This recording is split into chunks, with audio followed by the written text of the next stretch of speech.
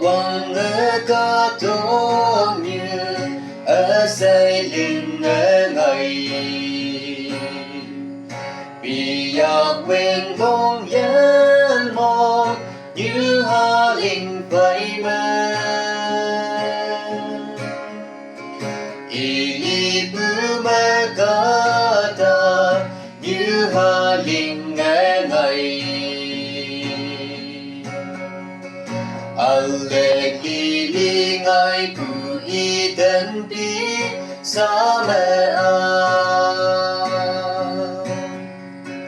kawang i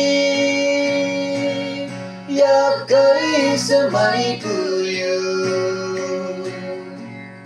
mẹ ca ta như hoa linh ai ở dưới ta mẹ nó cứ nè mẹ là vùng ở dưới pha ở vui ca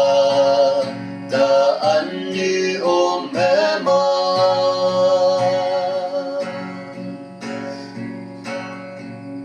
anh như mẹ cứ cả ta như hoa yên nắng hè cả hoàng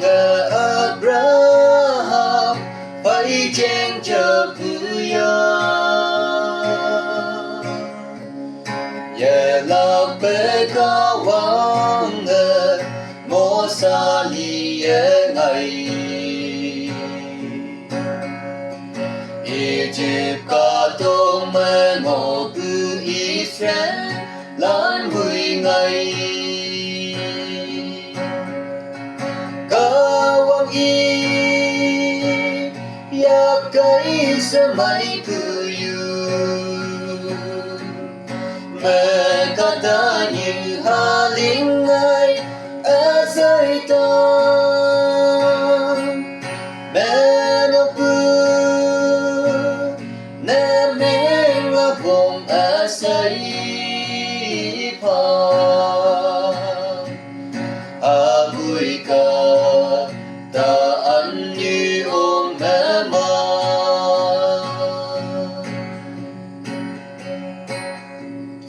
hằng ba hi ba lan hay quăng lâm ba la Jesus Christ ta tới vui ở lưu lan chính